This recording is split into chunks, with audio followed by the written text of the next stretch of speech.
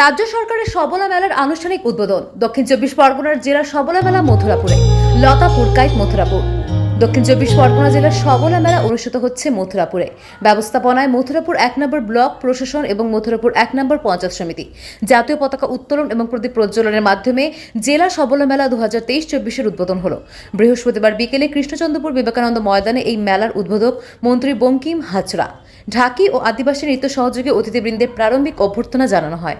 প্রদীপ প্রজ্বলনের মাধ্যমে মেলা এবং অনুষ্ঠানের শুভ সূচনা করা হয়।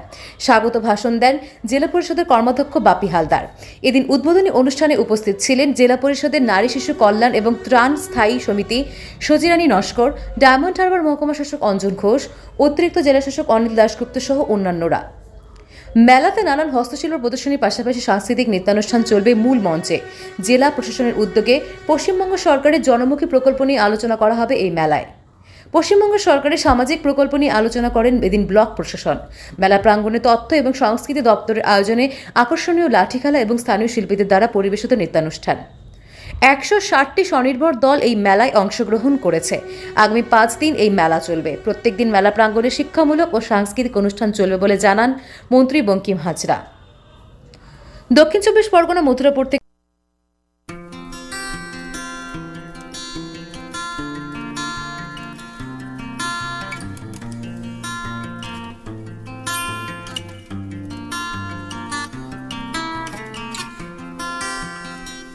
মুখ্যমন্ত্রী শ্রীমতী মমতা বন্দ্যোপাধ্যায়ের অনুপ্রেরণায় পশ্চিমবঙ্গ সরকারের স্বনির্ভর গোষ্ঠী এবং স্বনিযুক্ত দপ্তরের উদ্যোগে দক্ষিণ চব্বিশ পরগনা জেলা প্রশাসন এবং জেলা পরিষদের ব্যবস্থাপনা আজকের ২৯শে ফেব্রুয়ারি ২০২৪, ২০২৩ এবং ২৪ সালের আজকের কৃষ্ণচন্দ্রপুর উচ্চ মাধ্যমিক বিদ্যালয় প্রাঙ্গণে আজকের এই সবলা মেলা আজকের আনুষ্ঠানিকভাবে শুরু হলো। এই সবলা মেলা আগামী ৪ঠা মার্চ পর্যন্ত চলবে।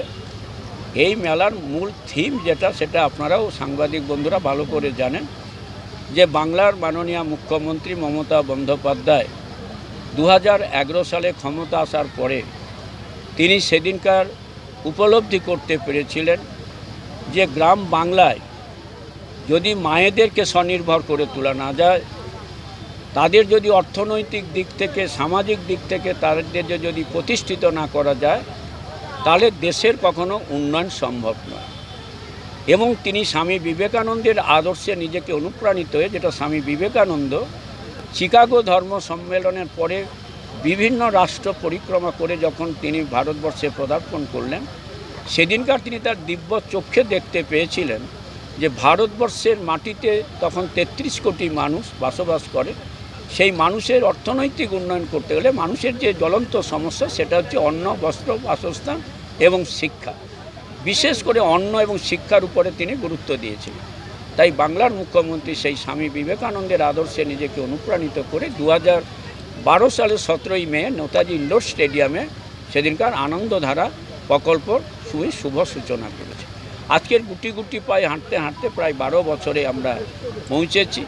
আমরা দায়িত্ব নিয়ে এটা বলতে পারি যে পশ্চিমবাংলার আজকের প্রায় ১ কোটির অধিক আমাদের সেলফ হেল্প গ্রুপের মায়েরা আজকে তারা নিজেরা নিজেদের পায়ে দাঁড়াতে পেরেছে। এবং তারা ব্যাংক থেকে যে স্বনির্ভর গোষ্ঠী, তারা তাদের সংঘ, মহাসংঘ ইত্যাদির মাধ্যমে তারা ব্যাংক থেকে লোন নিয়ে তারা কিন্তু নিজেরা নিজেদের পায়ে দাঁড়ায়। তারা হস্তশিল্পের মাধ্যমে, প্রাণী সম্পদের মাধ্যম দিয়ে, মৎস্য দপ্তরের মাধ্যম দিয়ে, বিভিন্ন প্রকল্পের মধ্য দিয়ে তারা আজকে নিজেরা স্বয়ংসম্পূর্ণ হয়েছে। একথা আমরা দায়িত্ব নিয়ে বলতে পারি। এবং এই জায়গায় বলতে পারি, ব্যাংক যে সাহায্য করছে, ব্যাংক থেকে তারা যে লোনটা নিচ্ছে, তারা যদি সঠিক সময় সেই লোনটা পরিশোধ করে, তাহলেও সেখানে রাজ্য সরকারের তরফ থেকে সেখানে 0.5% তাদের টাকা দিতে হবে, বি ট্যাক্সটা দিতে হবে। অতএব এরকম একটি গ্রাম আমাদের মুখ্যমন্ত্রীর এই যে স্বপ্ন আজকের কিন্তু বাস্তবায়িত হয়েছে। আপনারা নিজেরা দেখতে পাচ্ছেন যে আজকের গোসাবা থেকে সর্বত্র আজকের এখানে আমাদের সুন্দরবন, যে সুন্দরবন একটা প্রকৃতির সাথে লড়াই করে বেঁচে আছে, সেই সুন্দরবনের মায়েরা আজকের কতটা নিজেরা নির্ভরশীল, যে প্রোডাক্ট তারা তৈরি করেছে এবং তারা এখানে যাতে বিপণন হয়। বর্ষার আগে বাঁধ ভেঙে যাচ্ছে, কি বলবেন? কিসে সুন্দরবনে বর্ষার আগে বাঁধ ভেঙে যাচ্ছে। দেখুন, বস্ত্র বা বাঁধ ভাঙছে, বাঁধ তৈরি করা হচ্ছে। আমাদের সেচ দপ্তর ইতিমধ্যে কাজ শুরু করেছে, হ্যাঁ, এবং আমাদের সরকারের মাননীয় মুখ্যমন্ত্রী সেচ দপ্তরকে নির্দেশ দিয়েছেন যে বর্ষার আগে যেগুলো ভার্নাবল পয়েন্ট, সেই ভার্নাবল পয়েন্টে কাজ করার জন্য। ইতিমধ্যে আমি দায়িত্ব নিয়ে বলতে পারি আমাদের সুন্দরবনের বিস্তীর্ণ যেগুলো ভার্নাবল পয়েন্ট, সেখানে ইতিমধ্যে সেচ দপ্তর থেকে কাজ শুরু হয়ে গেছে। কতজন মহিলা এর মধ্যে ইনভলভ রয়েছেন, কাজ করছেন গ্রামের? কতজন মহিলা এই মেলার সঙ্গে অংশগ্রহণ করেছেন? 160টা গ্রুপ, 160টি গ্রুপ এই এই মেলা এই সবলা মেলাতে পার্টিসিপেট করেছে, অংশগ্রহণ হয়েছে। 60খানা 160টা গ্রুপ হয়েছে। আর একটা বিষয়, যেহেতু সুন্দর প্রকল্প মাননীয় মুখ্যমন্ত্রীর আর একটি স্বপ্নের প্রকল্প। তিনি সুন্দরবনের যাতে মানুষরা, হ্যাঁ, তারা যাতে ন্যায্য মূল্যে, হ্যাঁ, তারা ওই জয়নগরে মোয়া, হ্যাঁ, যাতে তারা যথাযোগ্য মূল্য পেতে পারে। মধু, যেটা মধু কালেক্ট করা হচ্ছে, এবং সেই মধু কালেকশান করা, এবং গ্রাম বাংলা থেকে এক্সেপ্ট সাগর ব্লক ছাড়া ওদিকে আমাদের সমস্ত ব্লক থেকে দুধ সংগ্রহ করে আমাদের যে রুবি হসপিটালের কাছে যে আমাদের ফ্যাক্টরি রয়েছে, সে অফিস রয়েছে, এবং যে আমাদের প্রোডাক্ট সেন্টার রয়েছে, সেখানে সেই দুধ থেকে বিভিন্ন ধরনের মিষ্টি তৈরি করে আমাদের শুধু পশ্চিম বাংলার, শুধু আমাদের এই নয়, আমাদের ভারতবর্ষেও এগুলো আমাদের রপ্তানি হচ্ছে না।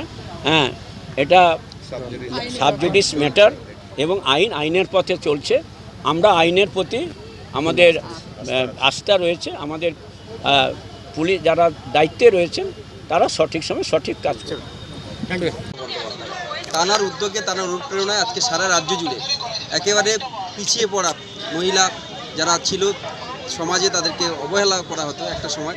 2011-এর পরে মাননীয় মুখ্যমন্ত্রী মমতা বন্দ্যোপাধ্যায় ক্ষমতায় আসার পরে তিনি দেখলেন মায়েদের কল্যাণের জন্য, মায়েদের স্বাবলম্বী করার জন্য, স্বনির্ভর করার জন্য স্বনির্ভর প্রকল্পটাকে আনন্দধারা প্রকল্প নাম দিয়ে তিনি যেভাবে মায়েদের পাশে দাঁড়িয়ে আজকে লক্ষ্মীর ভাণ্ডার প্রকল্প যেমন করেছে, সাথে সাথে স্বনিযুক্তি প্রকল্পের মাধ্যমে, স্বনির্ভর গোষ্ঠীর মাধ্যমে যেভাবে মায়েদেরকে তিনি স্বাবলম্বী করেছেন, আজকে তার প্রকৃত উদাহরণ আপনারা দেখছেন। এখানে প্রায় 60টার মতো স্টল এই সবলা মেলায় উপস্থিত হয়েছে। প্রত্যেকটা মায়েরা যারা বিভিন্ন গোষ্ঠীর, স্বনির্ভর গোষ্ঠীর মহিলা, তারা নিজেদের তৈরি সামগ্রী নিয়ে আজকে তারা পসরা সাজিয়ে বসেছে এবং একটা মেলায় রূপ দিতে পেরেছেন। এই জেলার পক্ষ থেকে একটা জেলার যে স্বনির্ভর গোষ্ঠী আছে এবং তারা যে তাদের উৎপাদিত পণ্য, সেটা একটা মেলায় রূপ দেওয়া যায়, সেটা কিন্তু তারা প্রমাণ করলেন। সুতরাং মাননীয় মুখ্যমন্ত্রী মমতা বন্দ্যোপাধ্যায় যেটা চেয়েছিলেন, আজকের বাস্তবে তার সার্থক হয়েছে বলে আমরা মনে করি, এবং আমরা আন্তরিকভাবে প্রত্যেককে ধন্যবাদ জানাই, কৃতজ্ঞতা জানাই, এবং মাননীয় মুখ্যমন্ত্রী মমতা বন্দ্যোপাধ্যায়কে কৃতজ্ঞতা জানাই যে এইরকম একটি প্রকল্প নেওয়ার জন্য গ্রাম বাংলার মানুষের জন্য প্রত্যন্ত সুন্দরবন এলাকায় যেভাবে মায়েরা এগিয়ে এসছেন, আমরা আন্তরিকভাবে কৃতজ্ঞতা জানি। 5 দিন চলবে মেলাটা। বিভিন্ন আবৃত্তি প্রতিযোগিতা থেকে শুরু করে, যাত্রাগান থেকে শুরু করে, বাউল থেকে শুরু করে, বিভিন্ন সাংস্কৃতিক প্রোগ্রাম থেকে শুরু করে, একদিকে তো মায়েরা নিশ্চিতভাবে ব্যবসা করবেন, অন্যদিকে মনোরঞ্জন সকলের জন্য থাকবে। বাংলার কৃষ্টি সাংস্কৃতিক পরম্পরাকে বজায় রেখে এই মেলা চলবে 5 দিন ধরে। দাদা, স্বনির্ভর প্রকল্পকে কেন্দ্র করে যে জায়গার জন্য মাননীয় মুখ্যমন্ত্রী মমতা বন্দ্যোপাধ্যায় বিভিন্ন যে এজেন্সি রয়েছে, সেটা মঞ্জুষা হতে পারে, তন্তুজ হতে পারে, বিভিন্ন কোম্পানি তারা ইতিমধ্যে পশ্চিমবঙ্গ সরকারের সাথে হাত মিলিয়ে তারা, আপনারা যদি উত্তরাপনে যান, সেখানে দেখবেন স্বনির্ভর গোষ্ঠীর জন্য মঞ্জুষা একটা আলাদা করে স্টল তারা সাজিয়ে রেখেছে।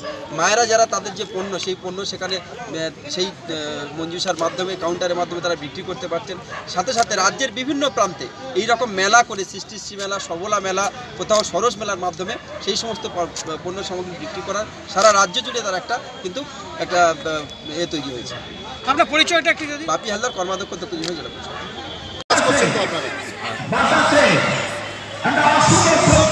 মেডিসিন আছে এখানে নাকি সব শেষ?